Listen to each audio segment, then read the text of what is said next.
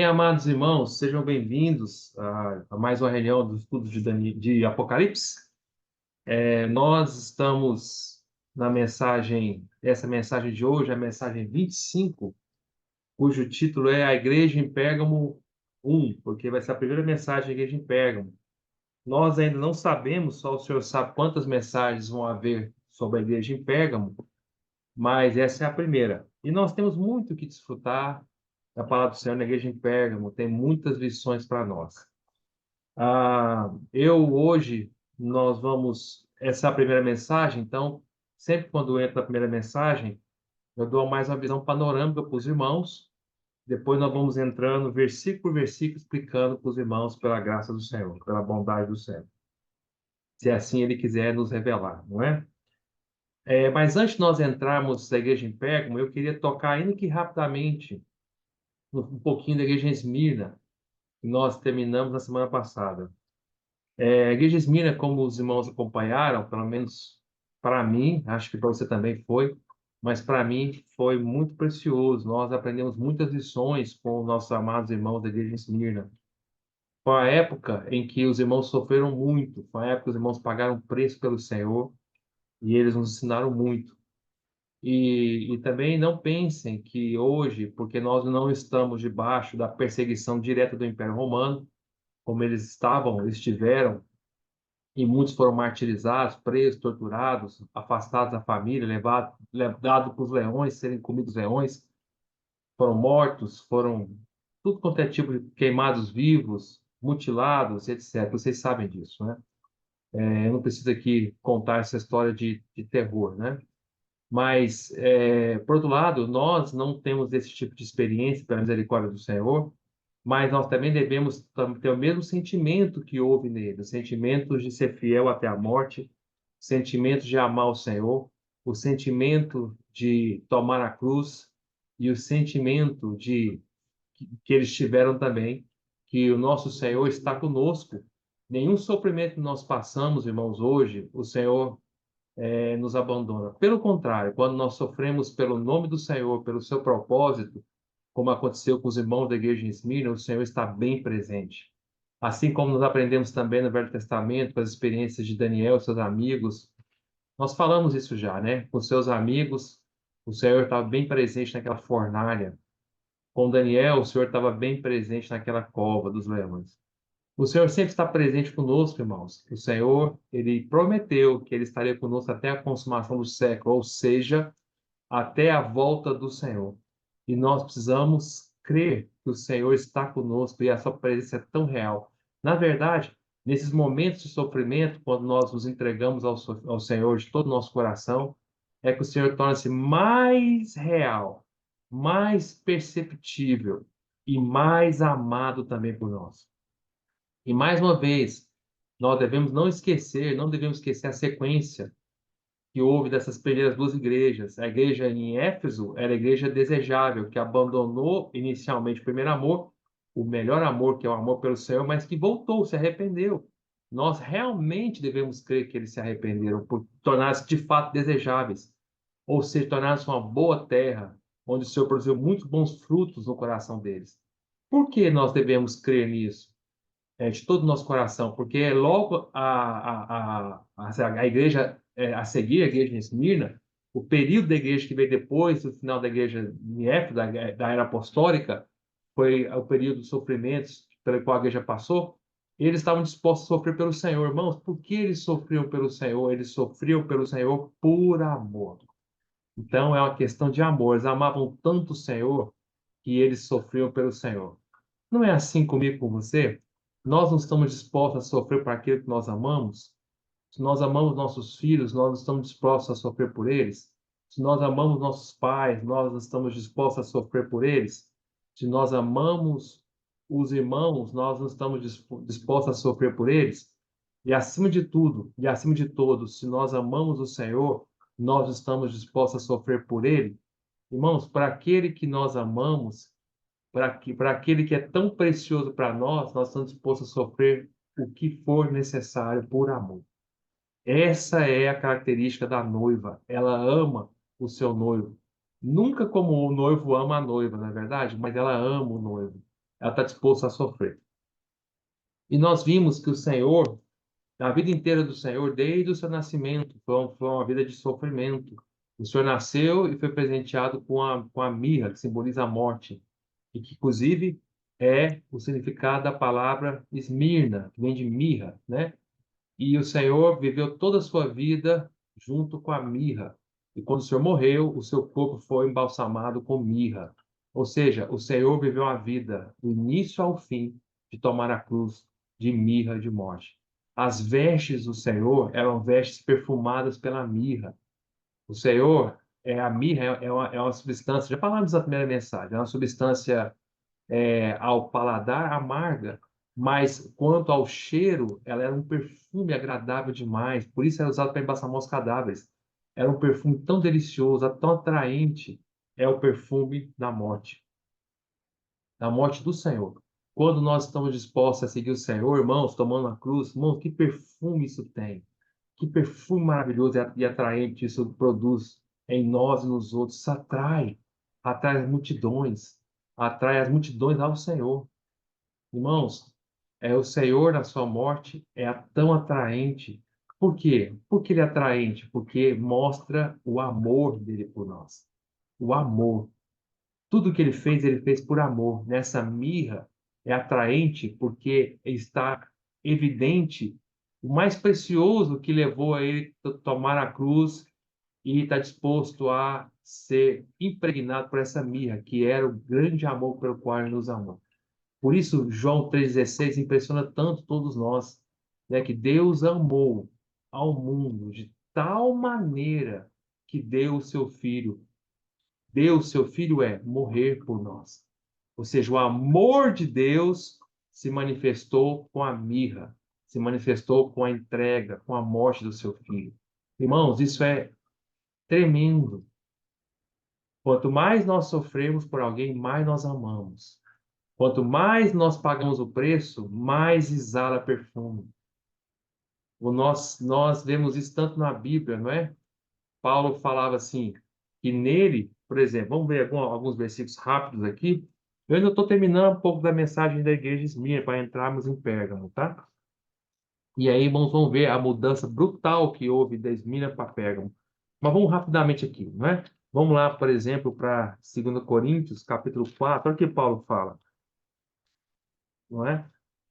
Paulo fala assim, versículo 7, 2 Coríntios 4, 7. Temos, porém, este tesouro é Cristo, em vasos de barro, somos nós, para que a excelência do poder não, a excelência do poder seja de Deus e não de nós. Em tudo somos atribulados, isso é mirra, é morte, é esmirna. Em tudo somos atribulados, porém não angustiados. Por quê? Por causa do amor de Deus em nós. Perplexos, isso é mirra, porém não desanimados por causa do amor, é o amor. Perseguidos, isso é mirra, porém não desamparados, isso é o amor. Abatidos, isso é mirra, porém não destruídos, isso é o amor de Deus, que não nos permite sermos destruídos, mesmo quando somos atribulados, abatidos. Levando sempre no corpo o morrer de Jesus, sempre leve a mirra do Senhor, para que também a sua vida se manifeste em nosso corpo, a ressurreição, o perfume da mirra que vem, né? Que é o aloés, né? Que o aloés é a ressurreição, né? É o perfume da morte, na verdade, né? Que manifesta por meio da ressurreição.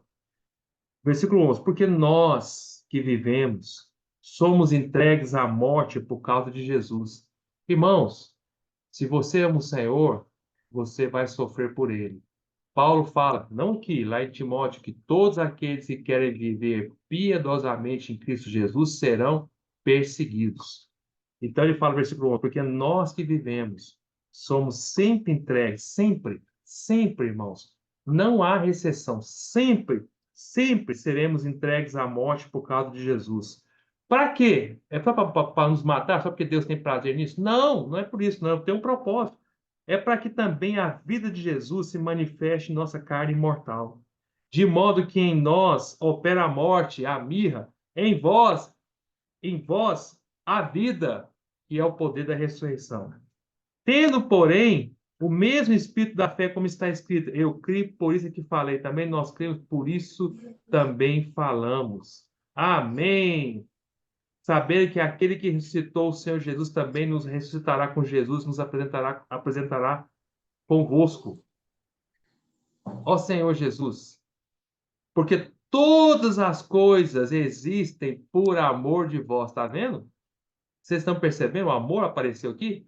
Está vendo que até agora, do versículo 7 até chegar no 14, estava falando praticamente só da questão da morte, e aí, de repente, no 15, o amor aparece. Vocês percebem como o amor e a morte, o amor e a mirra, o amor e a disposição por sofrer estão andando juntos? Porque todas as coisas existem por amor de vós, para que a graça, multiplicando, se torne abundante as ações de graças por meio de muitos para a glória de Deus. O que que produziu esse sofrer na vida de Paulo, dos apóstolos, dos cristãos? Produziu o amor pelos irmãos, o amor de vós, a graça multiplicando-se, as ações de graças abundando-se, e a glória de Deus sendo engrandecida e elevada. Irmão, vale a pena ou não vale a pena nós aplicarmos a mirra? O resultado vai ser amor, graça multiplicando, abundando na ação de graças e a glória de Deus e Deus sendo glorificado. Ó Senhor Jesus, isso é o significado de ser um cristão. Esse é o significado de viver por Cristo. Que viver real, né? Nós temos até um hino que fala, viver por Cristo, né? Que vida real, sempre amá-lo, né? E ser leal. Então, fala, disposto a sofrer tudo por amor ao Senhor, né? Isso é tremendo. Vamos agora, eu quero ir com vocês no Salmo 45.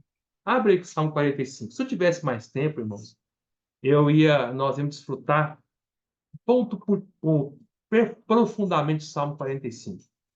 Mas é que nossa mensagem hoje é a igreja em Pérgamo, então eu não posso gastar tanto tempo no Salmo 45. Mas precisa ser maravilhoso. O que é o Salmo 45? O Salmo 45, primeiro, é o Salmo dos filhos de Corá. Não é de Davi, não é de Asaf, é dos filhos de Corá. Segundo, é um salmo de amor. É um salmo de melodia de amor. O título fala assim: O ungido de Deus e a sua noiva. Amém! Ó Senhor Jesus, o que que você acha que está falando desse salmo aí? Está falando bem no título aí, ó. Está bem claro. Esse salmo vai falar do ungido de Deus. Quem que é o ungido de Deus? É Cristo. Cristo é o ungido de Deus. Cristo quer dizer ungido em grego. E o equivalente de Cristo em hebraico é Messias. Então, o Senhor é o ungido de Deus. Mas o Salmo 45 não fala só do ungido de Deus isoladamente. Fala do ungido de Deus e a sua noiva, que somos nós, a igreja. É claro, na época de que os filhos de Corá escreveram esse salmo, eles estavam se referindo ao povo de Israel. Mas, como também, eles estavam se referindo a Cristo sem saber de Cristo. Então, na verdade, em teoria, não em teoria, na verdade, na pura verdade mesmo, em realidade, melhor falando, estava se referindo, na verdade, a Cristo e à igreja, a sua noiva, que na verdade não é só a igreja, né? Envolve todos os filhos de Deus do passado também. Então, a noiva que vai casar-se com o Senhor é um salmo de amor, irmãos. É um salmo de amor. E é um salmo que descreve o Senhor no seu amor para com a igreja. Não é um amor de pai para filho, é um amor de um noivo para a sua noiva. Você percebe isso? Se vocês conhecerem o Salmo 45, vocês vão entender que ele é muito parecido com o que está descrito em Cântico dos Cânticos. Parece que desculpe a minha palavra, uma clonagem. Parece que é igualzinho.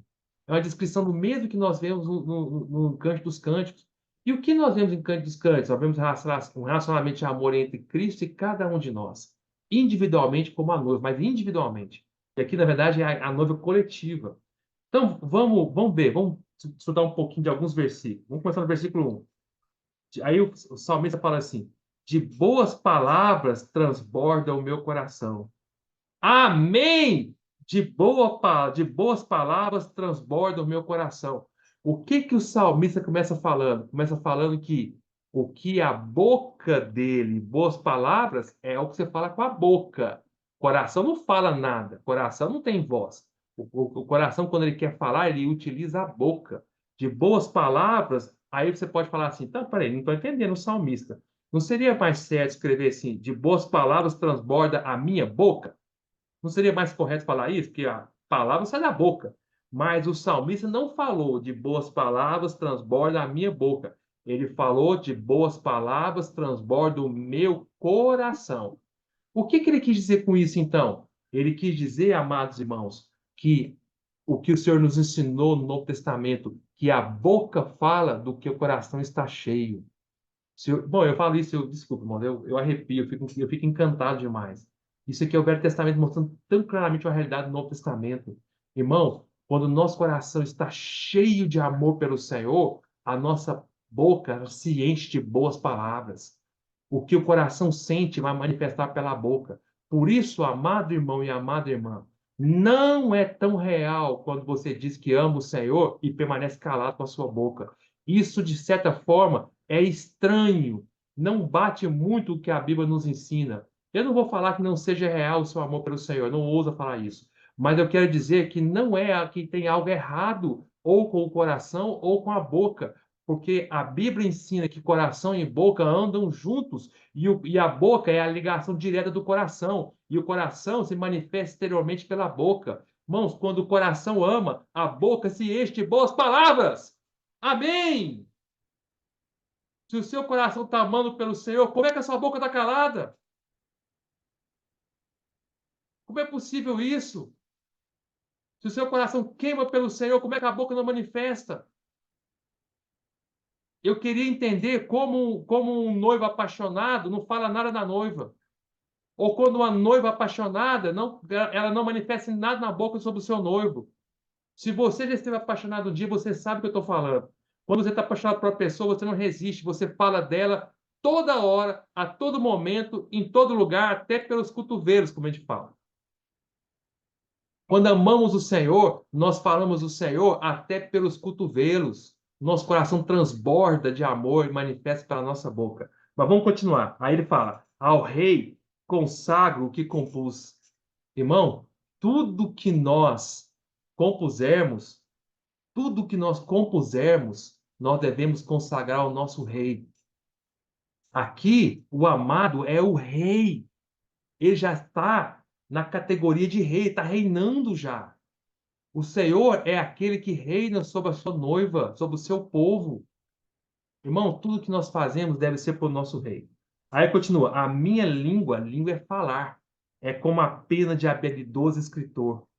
Ó Senhor Jesus, quando ele fala que a língua dele é a pena de um habilidoso escritor, ele não usa a palavra. Entenda bem, irmão, cada palavra na Bíblia é muito significativa. Por isso eu vou com calma. Ele fala assim: a minha língua é como a pena de escritor. É assim que ele fala? Não é assim que ele fala. Ele fala: a minha língua é como a pena. Pena é a caneta que eles usavam na época. A minha língua é como a pena de um habilidoso escritor. Ele explica que tipo de escritor ele é. É a pena dele. O que é um habilidoso escritor? Um habilidoso escritor é alguém que não precisa escrever rascunhos antes de escrever o texto final. Alguém que não é habilidoso, ele escreve vários rascunhos, rascunhos, rascunhos, rascunhos, rascunhos, rascunhos, rascunhos, porque ele não tem ainda habilidade para poder falar direto. Então ele escreve vários rascunhos até chegar no texto final. Quando chega no texto final, aí ele pega os rascunhos e joga todos fora. Um habilidoso escritor, não. Ele não precisa fazer rascunhos, ele já fala direto, ele já escreve direto o que está no coração. E o que o salmista quer dizer com isso? Quer dizer que ele estava amando tanto o Senhor que ele não precisava de fazer rascunhos. O que sai do coração dele, pelas palavras dele, pela mão dele, já era transbordante o amor dele pelo Senhor. Ele não tinha medo de falar do Senhor. Ele não tinha medo de errar. Ele era habilidoso, não tinha medo fazendo rascunhos. Irmão, quando nós amamos o Senhor, você não tem medo. O perfeito amor, como fala lá em 1 João, joga fora todo medo. Irmão, sejamos habilidosos escritores quando diz respeito ao Senhor. Não tenha medo de amar, não tenha medo de falar, não tenha medo de errar. Quando nós amamos, você fala sem perceber. Vamos continuar. 2. Tu és o mais formoso dos filhos dos homens. É igual o Cântico dos Cânticos. Cântico dos Cânticos fala assim, que a noiva virou para o Senhor e falou assim, tu és mais belo que 10.000. Lá, para a noiva, para Cântico dos Cânticos, para a amada, o amado dela em Cântico dos Cânticos era mais belo, mais formoso que 10.000 pessoas. 10.000. Aqui, para o salmista, ele não é o mais bonito entre 10.000, ele é o mais formoso de todos os homens, os milhares e milhões. Quem é o seu Senhor e o meu Senhor? Irmãos, ele é o mais lindo que há nessa terra. Que homem ousaria se comparar à beleza do Senhor? Por mais que haja um servo de Deus ou uma serva de Deus habilidosa, que fale muito bem do seu Senhor e que dê mensagens maravilhosas, quem é ele ou quem é ela para se comparar à beleza do nosso amado Senhor? Irmãos, ele é o mais lindo e formoso de toda a humanidade. É o nosso amado Senhor. Aí ele continua: nos teus lábios se extravasou a graça. Ele está falando que o Senhor dele, o Senhor Jesus, quando ele falava, quando o Senhor falava, dos lábios do Senhor extravasava, saía graça sobre graça. Não é assim que a Bíblia nos ensina? Vamos ver lá? Deixa aberto no Salmo 45. Tá vendo? Eu não posso ficar enrolando muito, senão eu vou ficar só no Salmo 45. Tanto que é maravilhoso. Mas vamos lá. Vamos em João capítulo 1. João capítulo 1 fala assim, ó. Quer ver? No versículo 16. Versículo 15, João capítulo 1, versículo 15, João fala assim, João Batista, né? Testemunha a respeito dele. Dele quem? Do mais formoso de todos os homens, que é o Senhor. E exclama, este é o de quem eu disse, o que vem depois de mim tem contudo a primazia, porque já existia antes de mim. Porque todos nós temos recebido da sua plenitude e graça sobre graça.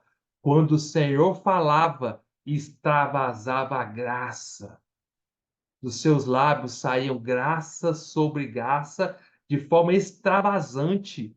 Extravasava, saía assim, jorrando a graça dos lábios do Senhor. Lembre-se que a graça é a manifestação do amor. Quando a Bíblia fala que Deus Pai é amor, mas esse Deus Pai que é amor se manifestou um dia para os homens em Cristo Jesus na forma de graça. A graça é o Deus, é o amor manifestado, é o amor que você pode tocar, pode ver. Muito pode ser falado do amor sem realmente conhecer o amor, mas quando você toca na graça, você toca no amor de Deus. Quando Cristo se deu a vida por nós e viveu por nós pela graça, os homens descobriram o que era o amor de Deus, o que era Deus amando os homens. Até o Senhor vir como graça, por mais que Deus fosse amor, Deus sempre foi amor, as pessoas não conseguiam entender um Deus em amor no Velho Testamento, não conseguiam. Deus é amor de eternidade a eternidade, é o que ele sempre foi, sempre é e sempre vai ser. Deus sempre foi amor, mesmo antes de existir a palavra de Deus na Bíblia, antes do livro de Gênesis, Deus já era amor. Mas como é que no Velho Testamento você não conseguia tocar no amor de Deus? Porque não havia a graça disponível. Quando a graça vem em Cristo, o amor de Deus tornou-se real. Quando tocava-se em Cristo, ouvia-se Cristo falando, via-se o Senhor, você via o amor de Deus se manifestando. Por isso a graça é a manifestação do amor de Deus. E da boca do Senhor saía amor jorrando em forma de graça. Aí no versículo 17 continua, porque a lei foi dada por intermédio de Moisés. A graça e a verdade vieram por meio de Jesus Cristo. Ninguém jamais viu a Deus, o Deus que é amor, né? O Deus unigênito está no seio do Pai, que é Cristo, é quem o revelou. Revelou Deus e amor em forma de graça. Se nós lemos Lucas, vamos ler Lucas 4, 22. Olha o que os homens falavam de Cristo. Lucas 4, 22. Vou ler para vocês. Fala assim. Não, vamos ler o versículo 16. Fala assim: indo para Nazaré, onde fora criado, entrou num sábado na sinagoga, segundo o seu costume, e levantou-se para ler. Então lhe deram o livro do profeta Isaías, e abriram o livro, achou o lugar onde estava escrito: o Espírito do Senhor está sobre mim, pelo que me ungiu para evangelizar os pobres. Puxa, evangelizar os pobres? O Senhor se preocupa com os pobres? Olha a graça. Continua. Enviou para proclamar libertação aos cativos. Isso é graça. E a graça, na verdade, é o amor de Deus sendo manifestado, preocupando, evangelizando os pobres, libertando os cativos, e restauração da vista aos cegos, para pôr liberdade aos oprimidos. Tudo isso é a graça jorrando, extravasando. E apregoar o ano aceitável do Senhor. Tendo fechado o livro, devolveu ao assistente e sentou-se. E todos na sinagoga tinham os olhos fitos nele. Então passou Jesus a dizer: Hoje se cumpriu a escritura que acabais de ouvir. A graça chegou. A graça está aqui. Aí, continua. Então, no versículo 22, todos lhe davam testemunho e se maravilhavam das palavras de graça que lhe saíam dos lábios e perguntavam: Não é este o filho de José? Tá vendo? Da boca do Senhor saía palavras de graça. Voltando para o Salmo 45, no versículo final do versículo 2, fala: Nos teus lábios se extravasou a graça. Por isso, Deus te abençoou para sempre. O Senhor é bendito para sempre, irmãos, para sempre. Onde está isso no Novo Testamento que Deus, o Senhor, é bendito para sempre? Quer ver? Romanos capítulo 9, versículo 5. Vai lá. Vamos ler lá. Romanos 9, 5. Romanos 9, 5. Olha o que Paulo fala de Cristo, ó. Aí fala assim: deles aqui são judeus. Fala, estou lendo Romanos 9, capítulo 9, versículo 5. Deles são os patriarcas, os judeus são patriarcas, e também descende o Cristo, segundo a carne, o qual é sobre todos, Deus bendito para todos sempre. Amém! O Senhor Jesus, o Cristo, é o Deus bendito para todos sempre. Amém. Isso é que é cumprimento do Salmo 45. Olha o versículo, voltando ao Salmo 45, versículo 2. Por isso Deus te abençoou, abençoe ser bendito para sempre. Irmãos, esse é o nosso noivo. Deus bendito para sempre. Vamos continuar. Cinge a espada no teu flanco. Aqui ele está falando que o Senhor é aquele que pegou a espada e ele vestiu aqui do lado, no flanco dele. Vestiu no flanco. Herói, cinge a tua glória e a tua majestade. Aqui, agora, ele está falando do Senhor na sua vitória, que o Senhor já venceu. Quando você sai para a guerra, você tira a espada do seu flanco, desveste ela, cingir e vestir a espada. Vestir a espada, então você pega a espada e veste ela naquela capinha da espada, e você cingir a espada. Quando você vai para a guerra, você não vai com a espada vestida no flanco, na capinha. Você tem que desembainhar, tirar a espada da bainha. Você tira a espada da bainha do flanco e vai usar ela na guerra. Aqui o Senhor está pegando a espada e botando de volta. Quer dizer que o Senhor já venceu. Ele já não está usando a espada mais. Ele já venceu. Ele pega a espada e botou no seu flanco. Ele já é o herói. Amém. Quem é o seu herói? Quem é o seu herói? Quem? Algum homem é o seu herói? Hebreus 11 é chamado, que fala dos homens de Deus, é chamado por algumas pessoas como heróis da fé. Não deixam de ser heróis. Mas quem é o nosso herói verdadeiro? É o Senhor que venceu. Ele já venceu. Amém. Ele está com a espada já guardada. Esse é o nosso noivo. Quando ele voltar, ele já volta como vencedor. Ele já é o vencedor. E ele venceu sobre a carne, sobre o mundo, sobre o ego, sobre Satanás, sobre o velho homem, sobre os pecados. Ele venceu. Ele venceu. Amém. Por isso ele faz de nós, né, a sua noiva, mais que vencedores também. Ele continua: cinge a tua glória e a tua majestade. Ele veste, está vestido agora. Cingir é vestir. Ele está vestido com a glória dele, a majestade como rei. Ele é nosso herói. Irmão, esse é nosso Senhor. Esse é seu amado. Está falando do seu amado, do meu amado. Ele vem vestido de glória e majestade. E nessa majestade cavalga prosperamente pela causa da verdade e da justiça. Os grandes heróis desse mundo, eles nunca ligaram, os grandes heróis, Napoleão Bonaparte, e etc., Alexandre o Grande, os grandes conquistadores, Nabucodonosor, e etc. Todos os grandes heróis que foram os grandes conquistadores desse mundo que a história já conheceu, eles não estavam nem aí para a verdade e nem aí para a justiça. Se tivesse que passar na frente da verdade, eles passavam para ter a vitória. Se tivesse que ser injusto, massacrar pessoas, eles massacravam em nome da vitória. O Senhor não. Cavalga prosperamente por causa da verdade e da justiça. O Senhor, ele anda, irmãos, e ele anda como vitorioso por causa da verdade. Ele nunca deixou de ser a verdade. E por causa da justiça. O Senhor, o que faz ele cavalgar nesse mundo é que ele está baseado na verdade e na justiça. Eu queria falar com mais detalhe, mas eu não posso. Vou continuar. E a tua destra, a destra é a mão poderosa do Senhor, te ensinará proezas. O Senhor, com a sua mão vitoriosa, ele nos ensina proezas. Mas vamos continuar, irmãos. Eu queria detalhar, mas eu quero terminar. As tuas setas são agudas, setas são as lanças do Senhor. Penetra o coração dos inimigos do rei. Os povos caem submissos a ti. Tudo isso aqui tem significado, irmão, mas eu tenho que continuar. O teu trono, ó Deus, é para todo sempre. Cetro de equidade é o cetro do teu reino. Isso está onde? Se você ler, isso está onde? Está em Hebreus capítulo 1. Vamos ler lá? Está falando de Cristo, quer ver? Hebreus capítulo 1. Vamos lá, ver lá. Hebreus capítulo 1. Quando fala de Cristo, ó, Hebreus capítulo 1. Olha só, versículo 8. Mas acerca do Filho, dois pontos, diz: o teu trono, ó Deus, é para todo sempre, e cetro de equidade é o cetro do teu reino. Amaste a justiça e odiaste a iniquidade. Por isso, teu Deus te ungiu com óleo da alegria, como a nenhum dos teus companheiros. Foi isso que eu falei uma vez na reunião da igreja de Araguaína, e os irmãos não me entenderam. Foi isso que eu disse no domingo de manhã, que em relação ao Senhor Jesus, em relação a ele, há a questão de trono. O Senhor sempre obedeceu o Pai. Ele sempre obedeceu o trono. O filho, quando ele fala, olha o versículo 8, fala, mas acerca do filho, dois pontos. O filho, quando fala alguma coisa, ele fala assim: Deus, Deus Pai, o teu trono é para todo sempre. E sete equidade é o cetro do teu reino. Ou seja, o Senhor sempre viveu na obediência a Cristo, a Deus, perdão. O Senhor sempre viveu obediência ao Pai. Sempre o Senhor obedeceu ao Pai.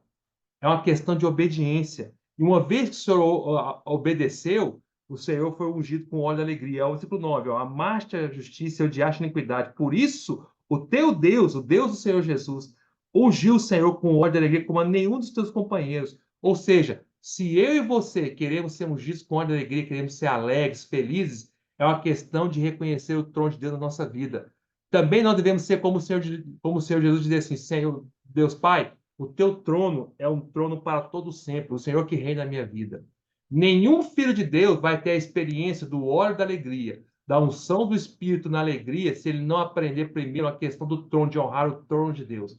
Aprender a obediência, aprender a pagar o preço, aprender a reconhecer que existe um trono. É uma questão de obediência. É isso que nos faz felizes.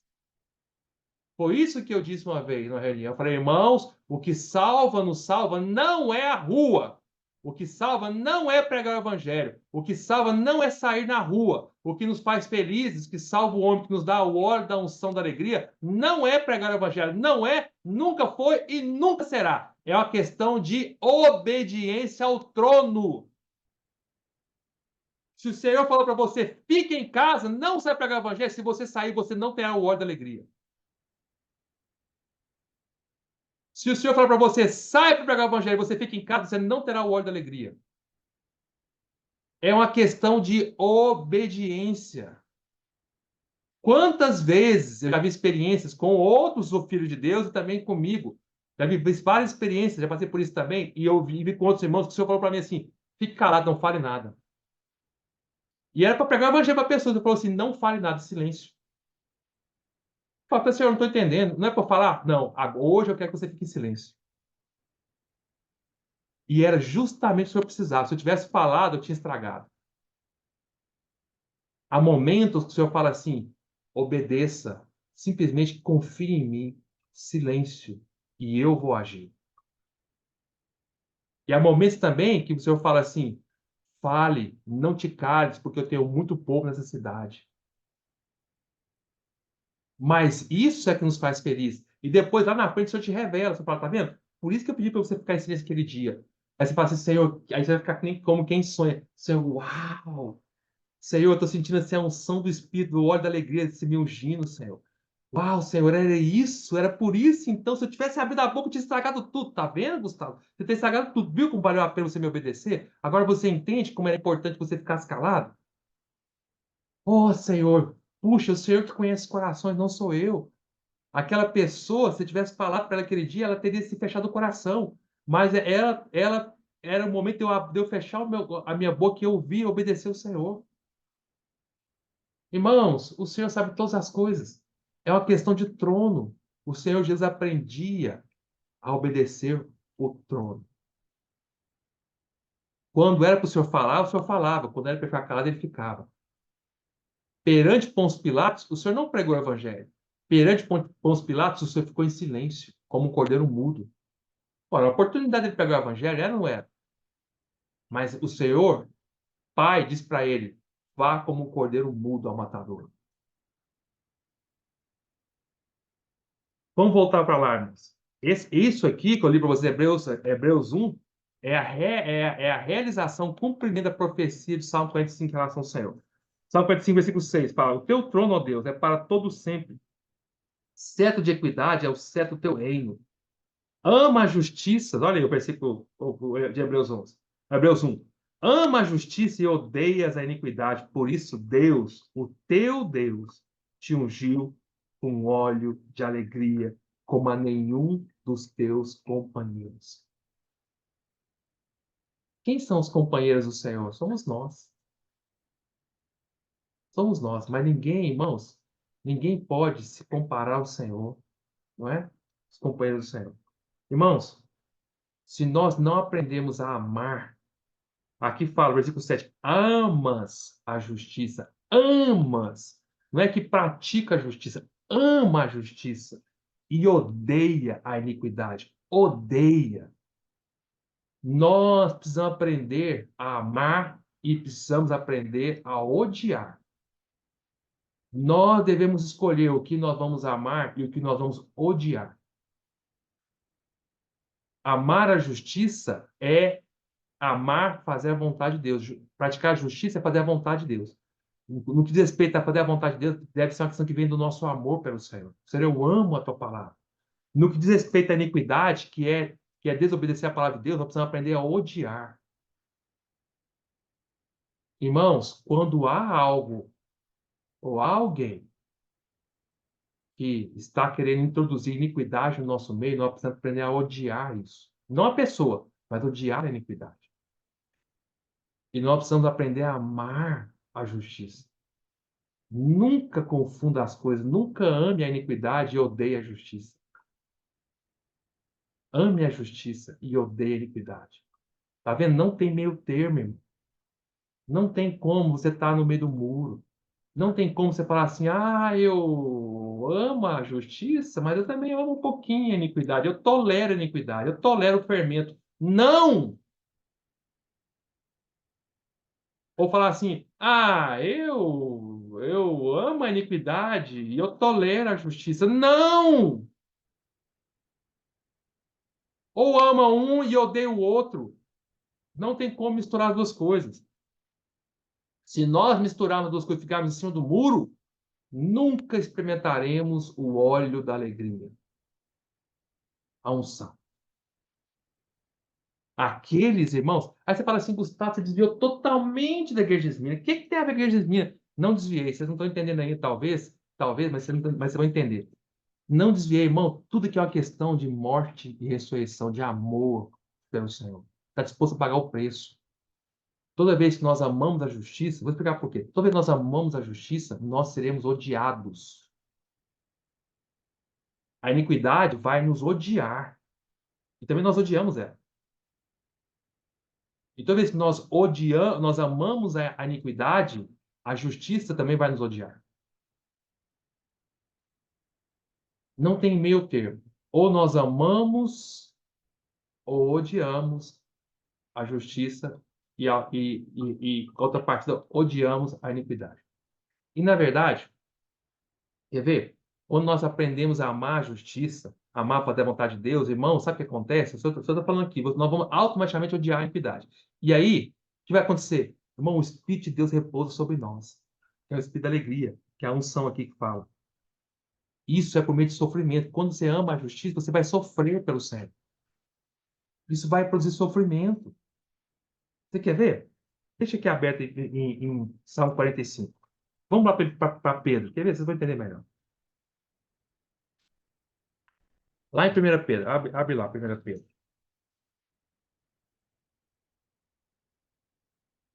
Olha o que fala aqui. Ó. Quer ver? 1 Pedro, capítulo 4, versículo 12. Abre aí, por favor. 1 Pedro 4, 12. Fala assim.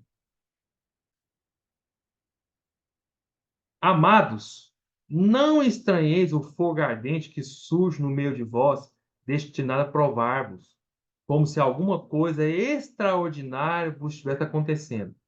Esse fogo, o que que é esse fogo ardente? É o sofrimento. Por quê? Porque nós amamos a palavra do Senhor.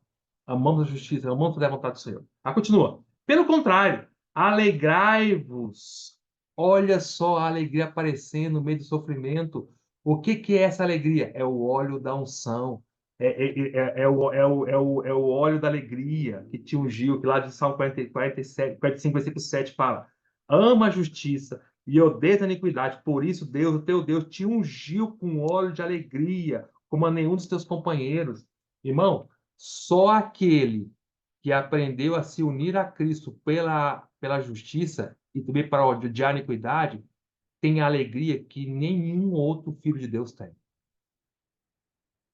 Aqueles que se mais dão pelo Senhor são os mais alegres, são os mais que têm a abundância do óleo da alegria, porque é esse que Deus dá, que Deus unge.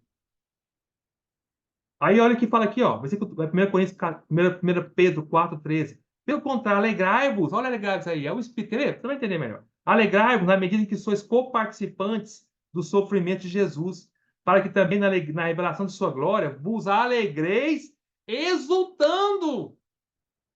A alegria já começa agora, e quando o Senhor voltar, essa alegria, ela multiplica, fica exultante. Aí é o versículo 14. Se pelo nome de Cristo sois injuriados, o que é injuriado? Se pelo nome de Cristo é você amar a justiça e odiar a iniquidade. Se pelo nome de Cristo sois injuriados, bem-aventurados sois. O que é bem-aventurado? Quer dizer, bem-aventurado quer dizer extremamente alegre, extremamente abençoados sois. Por quê? Porque sobre vós repousa o Espírito da glória e de Deus. O que que quer dizer repousar sobre nós o Espírito da glória de Deus? É Deus te ungindo com o óleo da alegria, como a nenhum dos teus companheiros. O Espírito é simbolizado, o óleo é símbolo do Espírito. O Espírito é simbolizado pelo óleo.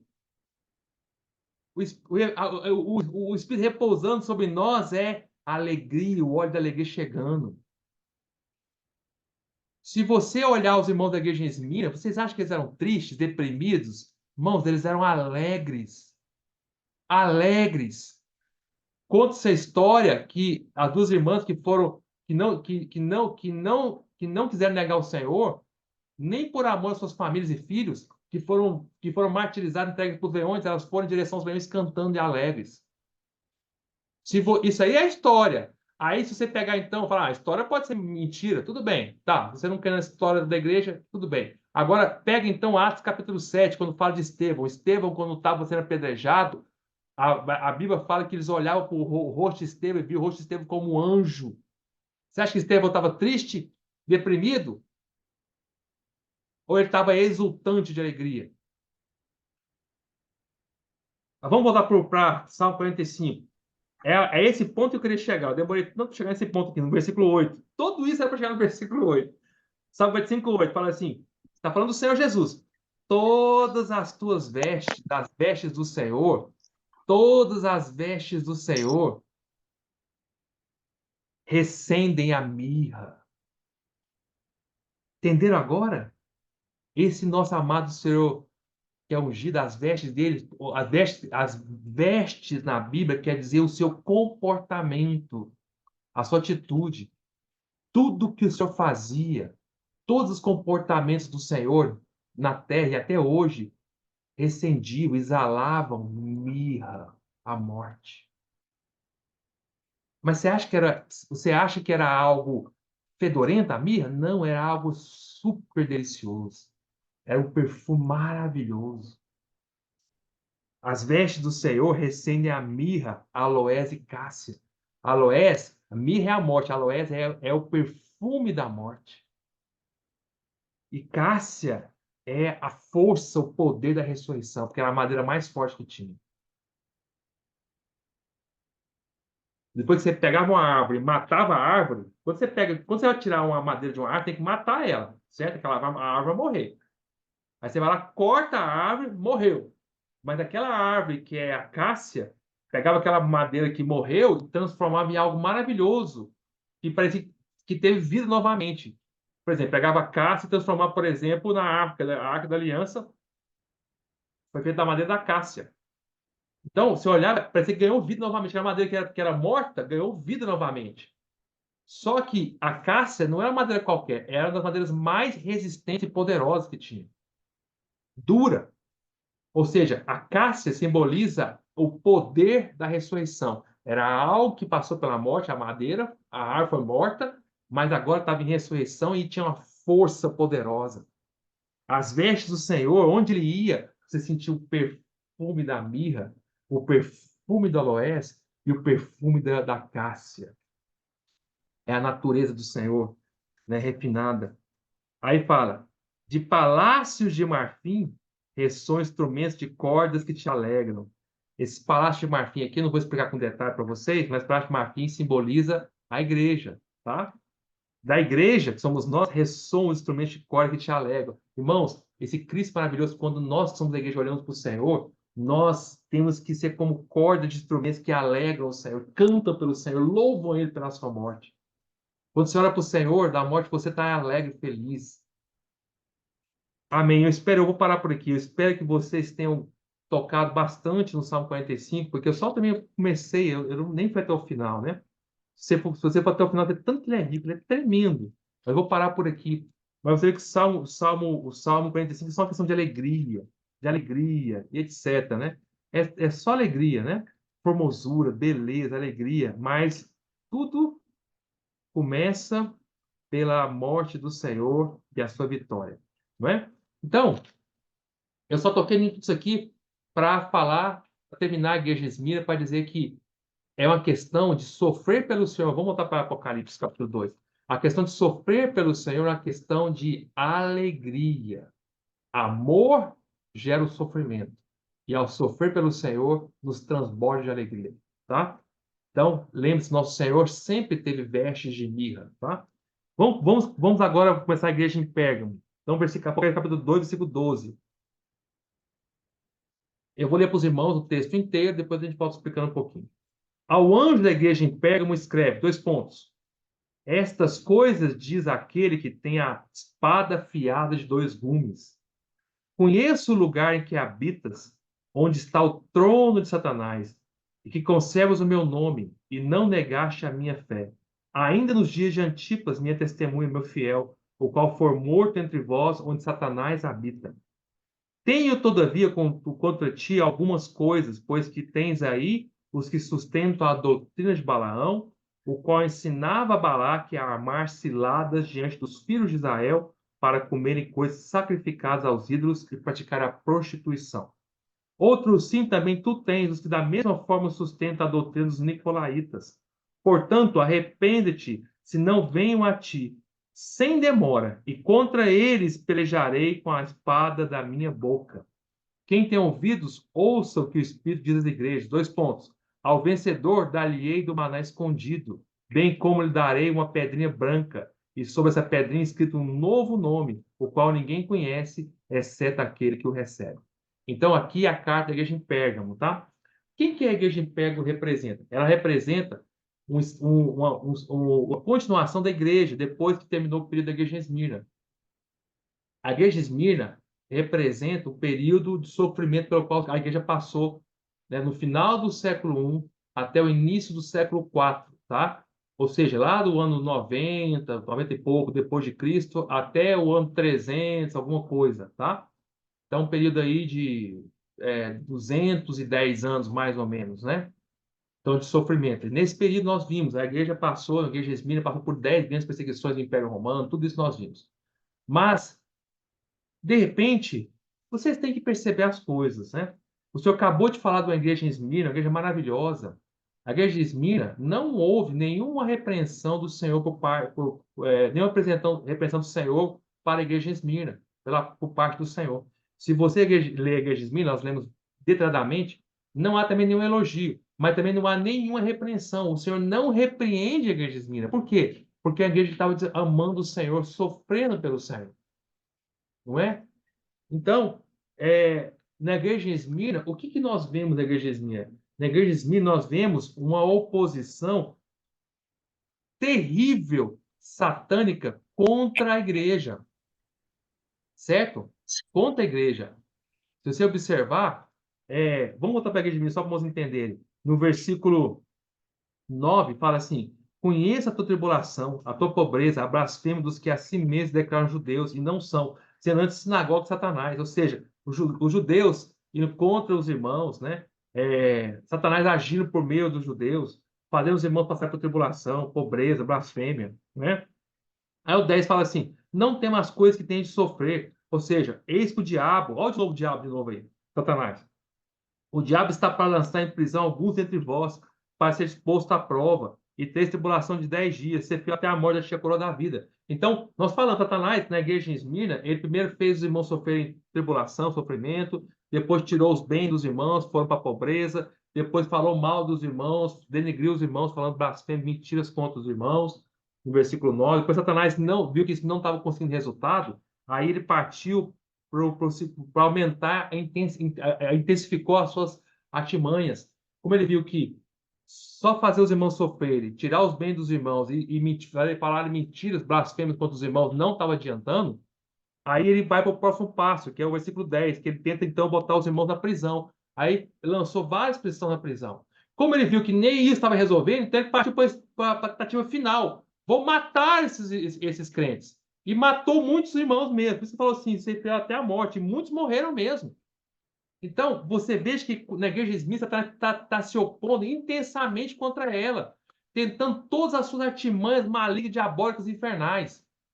E não está tendo resultado, pelo contrário, os irmãos estão crescendo, ganhando mais vida ainda. Aí então, de repente, quando a gente começa a igreja em Pérgamo, você vê uma mudança, nós vemos uma mudança muito grande, irmãos. De repente, agora, de uma perseguição que a igreja estava sofrendo em Esmina, criado por Satanás, agora Satanás estava morando na igreja. Olha o que fala no versículo 13: conheço o lugar em que habitas, onde está o trono de Satanás. Aí no final fala assim, do versículo 13: o qual for morto entre vós, onde Satanás habita. Então, agora Satanás está morando na igreja. Saiu de uma situação em que Satanás perseguia totalmente a igreja, para uma situação agora que ele estava morando junto dentro da igreja, habitando com os irmãos. Parece que ele fez as pazes, deu as boas mãos, as boas-vindas e casou-se com a igreja. Como assim, irmão Gustavo, casou-se com a igreja? Ora, você só habita com alguém que você é família. Esse é o princípio na Bíblia. Habitar é família. Quando você habita com alguém, é uma união tão grande. Você tem uma união muito profunda para você habitar junto com alguém, morar junto. Ninguém mora junto se não tiver uma união muito grande. Quando eu era solteiro, eu morava com meus pais. Por quê? Porque a minha união com meus pais é muito forte. Eu sou sangue deles. Depois que eu me casei, eu habito com a minha esposa e com meu filho. A união é muito forte também, porque nós somos uma só carne. Habitar quer dizer morar junto, é algo muito forte.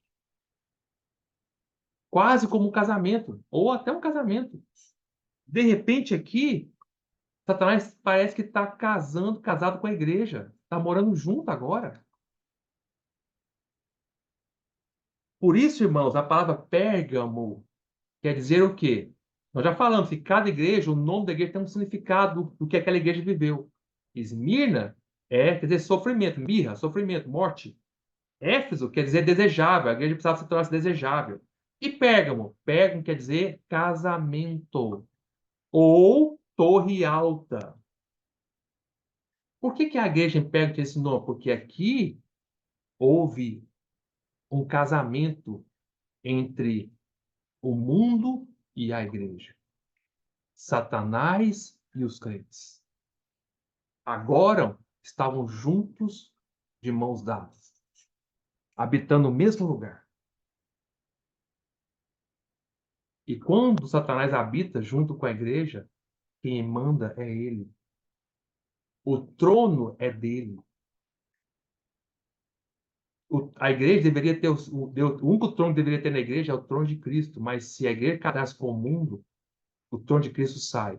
E o trono que entra é o trono de Satanás. Por isso o versículo 13 fala: o qual for morto entre vós, onde Satanás habita. O versículo 13 fala com isso: conheço o lugar em que habitas, onde está o trono de Satanás.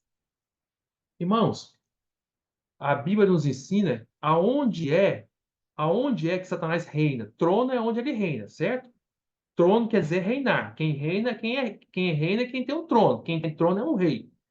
A Bíblia nos ensina aonde Satanás reina. Não é no mundo? O Senhor Jesus, a palavra de Deus nos mostra que Satanás virou para o Senhor lá em Mateus 4 e falou assim: se me adorares, a tentação quando tentou o Senhor, né? Se me adorar, vamos ler lá? Mateus 4. Mateus capítulo 4 fala assim: o Satanás virou para o Senhor Jesus e versículo 8 fala assim: Satanás levou ainda o diabo, levou o Senhor, né? Levou o Senhor ainda o diabo a um monte muito alto, mostrou-lhe todos os reinos do mundo e a glória deles. Ele disse: tudo isso te darei se prostrado me adorares. Então Jesus lhe ordenou: retira-te, Satanás, porque está escrito: ao Senhor teu Deus adorarás e só ele darás culto. Por que Satanás ofereceu para o Senhor todos os reinos do mundo e a glória deles? Porque Satanás, ele é aquele que está reinando no mundo. O mundo é o lugar onde ele reina. Todos os reinos do mundo e a glória deles pertencem a Satanás. Ou seja, aonde está o trono de Satanás? No mundo. É lá que ele governa. Até o Senhor Jesus chamou Satanás de príncipe deste mundo. Príncipe deste mundo. Vocês já viram ele falando isso, né? Vocês se recordam? Vamos ler lá? Deixa eu procurar para os irmãos aqui o versículo certinho, tá?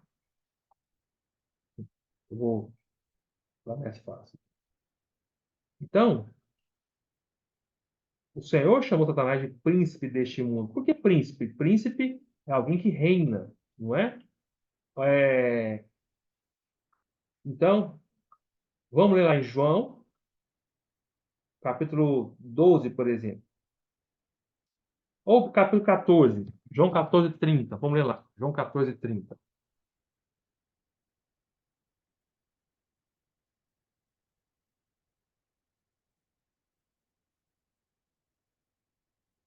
João 14, 30.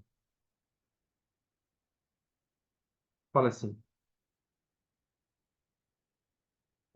Já não, o senhor falou assim, já não falarei muito convosco, porque aí vem o príncipe do mundo e ele nada tem em mim. Quem é o príncipe do mundo? Satanás. Quem manda no mundo? Onde que Satanás tem o seu principado? Principado é o lugar onde um príncipe reina. É a área onde um príncipe reina. É a área geográfica onde um príncipe tem poder. Por exemplo, o príncipe dos Estados Unidos é o Biden. Então, a área onde o Biden manda é a área que pertence aos Estados Unidos. Então, os Estados Unidos é o principado do Biden. Então, o príncipe do Brasil, infelizmente, é o Lula. Então, onde o Lula manda é a área do Brasil. Ele é o presidente. E o príncipe deste mundo é Satanás. O lugar onde ele manda, onde ele tem a esfera de ação dele é o mundo. Tá? E o Senhor falou assim, o Senhor falou assim no João 30, né? João 14, 30. E ele nada tem em mim. O Senhor nunca habitou junto com Lúcifer. Nada tem de Lúcifer, de Satanás com o Senhor. Nada. Absolutamente nada. Ele nada tem em mim. Nada. Ele não tem nenhuma esfera de ação no Senhor. Ele não tem nenhuma influência sobre o Senhor. Ele não tem, nem pode tocar no Senhor. Ele não tem nada com o Senhor Jesus. Mas aqui nós vemos que na igreja de Pérgamo, que Satanás botou seu trono dentro da igreja.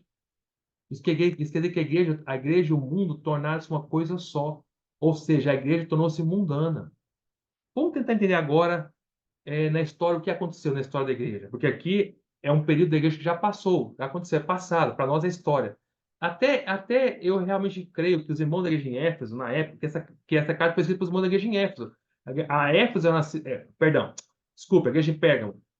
Então, essa carta foi escrita para os irmãos da igreja em Pérgamo. E Pérgamo, na época era uma cidade da Ásia Menor, tá? E havia igreja lá. Eu até creio que os irmãos da igreja em Pérgamo, quando eles receberam essa carta, acho que eles não entenderam muita coisa, não. Porque muito das coisas que estão aqui não eram realidade para eles ainda. Mas para nós hoje, que já passamos pela história, isso aqui já aconteceu, nós temos, pela misericórdia do Senhor, pleno entendimento do que aconteceu aqui. Então vamos tentar entender. Então, depois que a igreja passou por um período de sofrimento, na igreja de Esmirna, o Império Romano perseguiu a igreja durante 210 anos por aí, e foi levantado imperador, após o imperador César, após César do Império Romano para perseguir a igreja. E aí, de repente, como Satanás viu que perseguir a igreja, matar os cristãos, prender os cristãos, fazer eles sofrerem, fazer eles passarem por pobreza, denegrir eles, fazer blasfêmias, mentir com os cristãos, não estava adiantando, ele mudou a tática. Satanás percebeu assim, puxa, a única maneira de eu destruir esses cristãos é eu me unindo a eles. Então, surgiu um imperador do Império Romano chamado Constantino, no início do século IV, 300 e alguma coisa, tá? Bem no início do século IV. E Constantino conta essa história, eu vou resumir, tá, meus irmãos? Porque meu objetivo aqui não é contar a história detalhada. Então, conta-se que Constantino, ele teve uma visão, um sonho, na verdade. Ele sonhou que ele viu um símbolo que os cristãos usavam na época, tá? No sonho, tinha a cruz e tinha um símbolo dos cristãos nessa cruz. E aí, ele veio uma voz e falou assim com ele no sonho: com este símbolo os vencerás.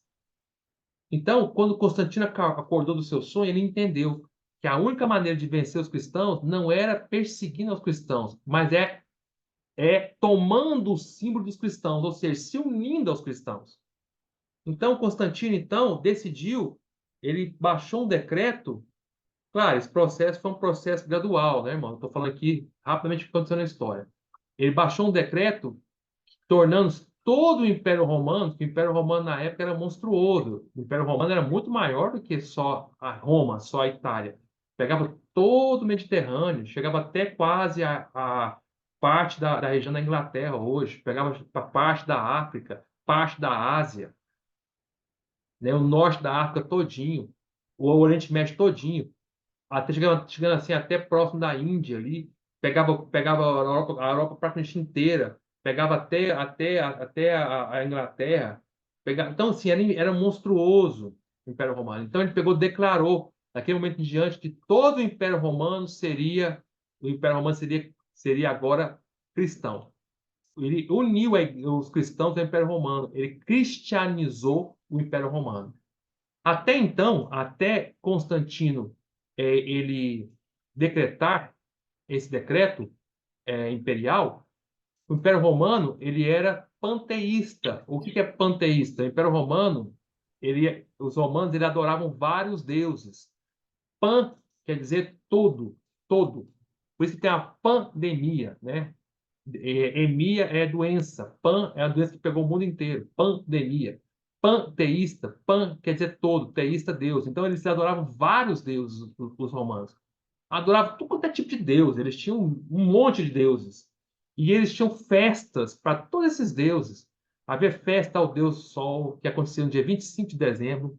Havia festa junina, que acontecia no mês de junho. Adoravam vários deuses nas festas juninas. E os romanos eram muito promíscuos, faziam festas com orgias, com sexo e etc., bebidas e aquela coisa toda. E eles tinham vários deuses, vários, e várias festas, na verdade. Então, e quando o Constantino declara que daqui para frente todo mundo dentro do Império Romano seria cristão, ele estava, entre aspas, anulando todos esses outros deuses, anulando todas essas festas. Isso provocaria, claro, um descontentamento muito grande das pessoas, não é?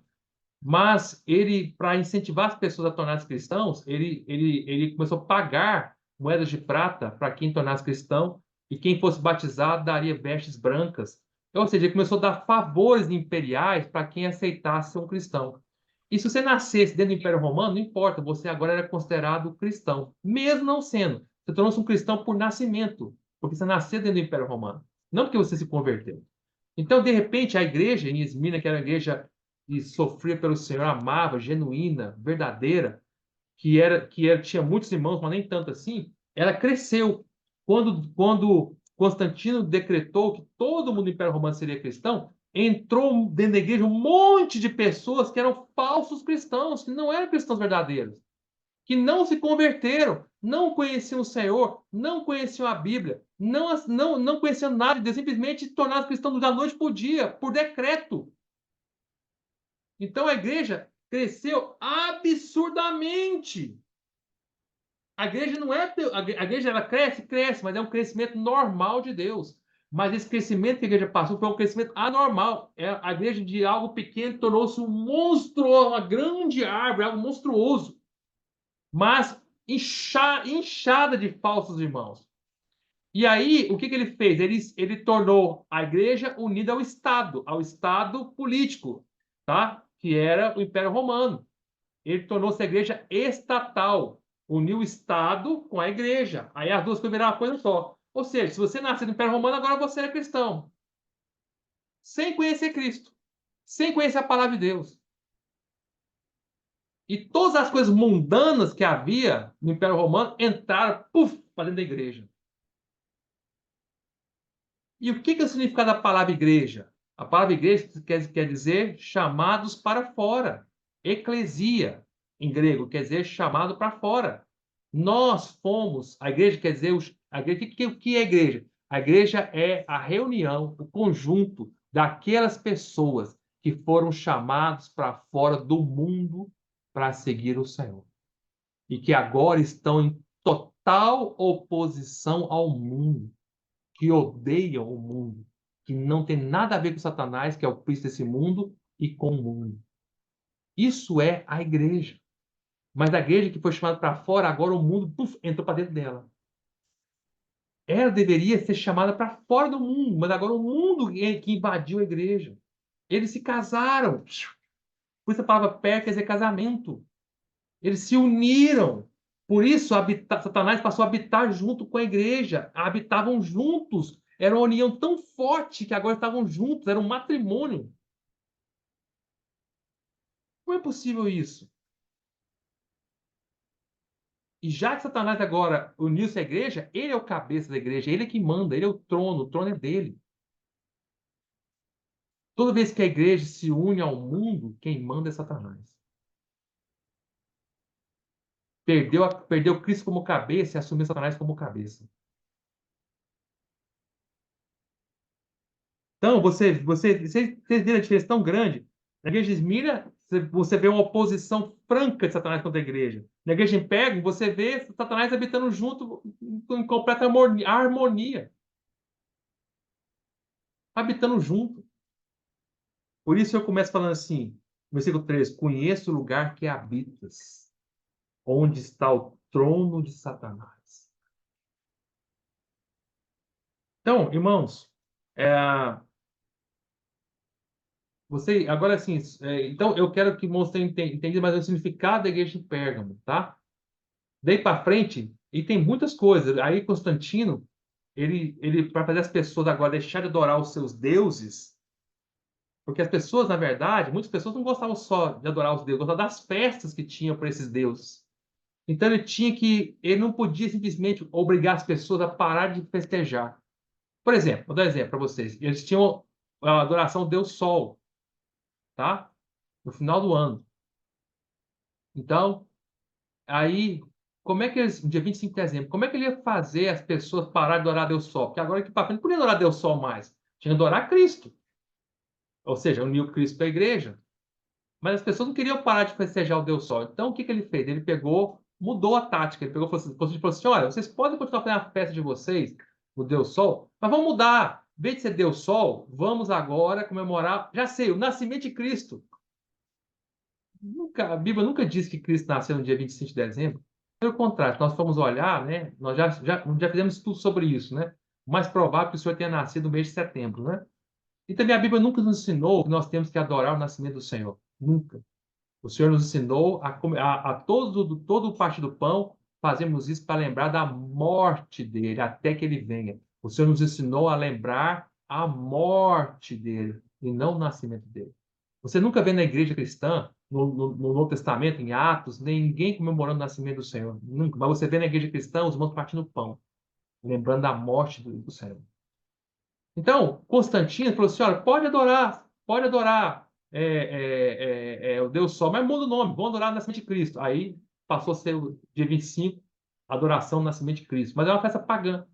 As pessoas hoje, tem o Natal, mas estão preocupadas com Cristo? Não, é para beber, é para se alegrar, é para comer, etc. Não tem a ver com Cristo.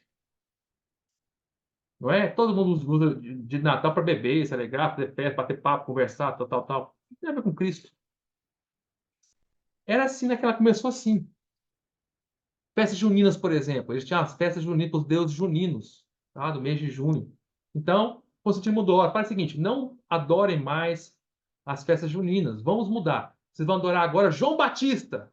João Batista nasceu no mês de junho. Onde está essa Bíblia?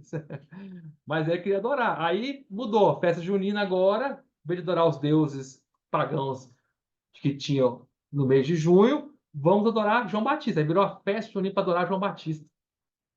Adorar João Batista? Coisa, né, irmãos? Então, e assim foi. E outra coisa, e várias coisas, na verdade, surgiram depois disso, né? Por exemplo, na época da igreja de Esmirna, os irmãos passaram por sofrimento.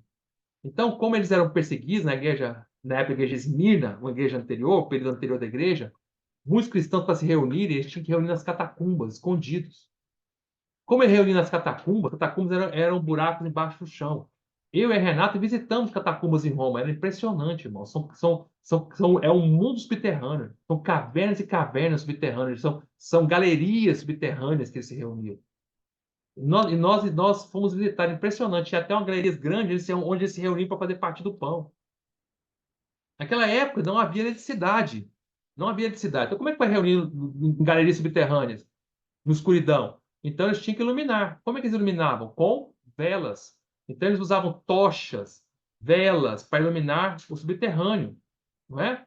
As tochas, as velas, para eles se reunirem ali, no regime no escuro. Uma vez que Constantino, depois que veio, falou que não havia mais perseguição, que agora eles podiam adorar a Cristo livremente, eles saíram das catacumbas e começaram a reunir na parte externa mesmo, qualquer lugar, reunir prédios, tal, sem perseguição. Mas como eles tinham o hábito já nas catacumbas de reunir usando as velas, eles continuaram usando as velas, saíram das catacumbas, mas continuaram usando as velas. Por isso que até hoje, vocês sabem, na igreja católica utilizam-se velas, acendem velas, tá? Pegam as velas e acendem para os santos, botam várias velinhas para acender e tal. Esse é um princípio que veio da época que eles iam nas catacumbas. Mas eles mantiveram o princípio de usar tochas, velas, etc. Na verdade, até as palavras basílica, por exemplo, Basílica de São Pedro, lá da Igreja Católica. Basílica, na verdade, quando você fala basílica hoje, subentende que basílica é uma igreja, entre aspas, né? Vocês estão entendendo, né? As pessoas entendem que é um lugar para adorar Cristo, basílica, né? Mas, na verdade, se você for ler no Google, por exemplo, basílica na época do Império Romano era lugar administrativo dos romanos. Tem nada a ver com coisas de busca religiosa, nada a ver. Basílica era lugar administrativos que os romanos usavam para administrar cidades. Mas como Constantino decretou que a igreja e o Estado viraram casados, viraram uma coisa só, as basílicas, que é lugares administrativos, foram usados pela igreja para adoração das coisas de Deus, entre aspas. E aí, com o tempo, basílica passou a ser sinônimo de lugar de adoração de Deus. Mas no Império Romano não tinha nada a ver com isso. Basílica é lugar Administrativo, administrar a cidade, coisa de administração. Todas essas coisas vieram de lá. Por isso, na igreja de Pérgamo, na verdade, ela é o início, o comecinho da igreja católica. Na verdade, a igreja católica surgiu na próxima igreja que nós vamos desfrutar, que é a igreja em Tiatira, que é a próxima igreja. Mas surgiu a raiz, o início da igreja católica foi com esse casamento de Constantino que fez com a igreja em Pérgamo. E desse casamento, irmão, surgiram muitas coisas negativas, né? Por exemplo, como a igreja agora se uniu de muitas pessoas que não eram verdadeiros crentes, e aí, cheio de pessoas incrédulos, mundanos, falsos crentes, precisava que alguém ensinasse eles a palavra de Deus, vamos dizer assim, né? E aí, Constantino, então, começou a pagar sacerdotes, pessoas para ensinarem os outros. Aí começou a surgir o sistema dos sacerdotes, que tinham remuneração, que recebiam dinheiro para ensinar os outros. Porque agora tinha uma massa de gente que não sabia nada da palavra de Deus, que era chamado, que eles passaram a chamar de leigos ou de laicos, e precisava de alguém que governasse sobre essa massa de pessoas que nada não sabiam de Deus. Aí surgiu o sistema de sacerdotes, que eram remunerados, ganhavam dinheiro, fama e etc. E aí surgiu o sistema de clérigos e leigos. Clérigos são aqueles que são remunerados para buscar a Deus e ensinar aqueles que nada sabem de Deus, que podem viver suas vidas mundanas como quiserem, depois venham uma vez por semana, domingo, outra assim, para ouvir a palavra que os clérigos têm para dar para eles. Surgiu o sistema de clérigo e leigos. Isso é a doutrina de Balaão e a doutrina dos nicolaítas, que nós vamos ver daqui, nas próximas mensagens. E Constantino incentivou tudo isso. A história acha que essa atitude de Constantino foi maravilhosa, que a igreja agora cresceu muito, foi uma bênção que o Constantino fez. Não, o que Constantino fez foi destruir a igreja. Isso foi a atitude, a artimanha de Satanás. E o Senhor está mostrando aqui, que nós estamos vendo, esse casamento produziu uma grande destruição. Irmãos, o Senhor falou que nós, a igreja, nós estamos no mundo, mas nós não pertencemos ao mundo. Nós estamos no mundo, mas o mundo não está em nós. Pelo contrário, nós fomos chamados para fora dele. Isso é o significado da palavra igreja, eclesia. Mas agora, o que nós estamos vendo aqui na igreja em Pérgamo é o contrário. O mundo agora passou a estar dentro da igreja. É como se a igreja fosse um barco que está no mar, mas o mar não está no barco. Mas, de repente, você vê água normal. O barco não só está no mar, mas o mar está começando a invadir a igreja, invadir o barco. A água está invadindo o barco. O que acontece quando a água invade o barco? O barco afunda. O barco vai se enchendo do mar, enchendo o mundo, enchendo o mundo, enchendo o mundo, a ele naufraga. Naufraga na fé. Toda vez que nós nos unimos ao mundo, nós vamos naufragar na fé. Então, isso quer dizer a palavra Pérgamo, casamento, tá, irmãos? Eu vou continuar semana que vem, aí nós vamos falar muitos outros princípios, nós vamos entrar em aplicações também para a nossa vida, tá bom? Mas eu queria também aproveitar, agora só por curiosidade, né? A cidade de Pérgamo foi construída, a cidade de Pérgamo, literal mesmo, a cidade de Pérgamo existiu lá na Ásia Menor, na época de João, existia uma cidade de Pérgamo, né? A cidade de Pérgamo, ela foi construída antes de Cristo por um rei, tá? E foi construída numa montanha alta. Por isso que Pérgamo também simboliza torre alta, tá? Só que tem um outro significado espiritual também na palavra torre alta. Depois nós vamos ver sobre isso. Mas, literalmente, Pérgamo foi construído numa torre alta mesmo, num monte alto, tá? Outra coisa, de forma curiosa, foi lá na cidade de Pérgamo que foi criado os chamados pergaminhos. É mais curiosidade para você saber. O que é pergaminho? Pergaminho é aqueles rolos. Se você olhar o convite hoje dessa mensagem, que eu botei para os irmãos verem, tem um pergaminho, tá? Por isso que eu botei um pergaminho. Pergaminho foi, nessa época de João, na época do Novo Testamento, até mesmo antes, eles não haviam descoberto ainda o papel, não existia papel ainda, tá? O papel não era descoberto. Na época antiga dos egípcios, eles escreviam nos papiros, tá? Não confunda papiro com pergaminho, são coisas diferentes. Papiros, descoberto pelos egípcios há muitos séculos antes de Cristo, papiro é feito de um caule de uma planta aquática, tá? Então, que ficava no rio Nilo. Então, eles arrancavam essa planta aquática, pegavam os caules, botavam um do lado do outro, botavam para secar e faziam papiro, escreviam nesses papiros. Então, papiro é feito de planta de caule de uma planta aquática. Aí, séculos depois, na cidade de Pérgamo, eles descobriram o pergaminho. O pergaminho, ele é feito de quê? De pele de animais, de cabra, de cordeiro, de ovelha, etc. Eles pegam o pele do animal, curte a pele do animal, deixa curtido o couro, fica o couro bem lisinho e tal, e aí forma um rolo, e abre e pode escrever no pergaminho. Por isso, por isso que pergaminho surgiu na cidade de Pérgamo, tá? Vem de pergaminho. Tá bom? Tá bem, tá bom? Jesus, Senhor, eu paro por aqui. Semana que vem nós vamos continuar. Amém.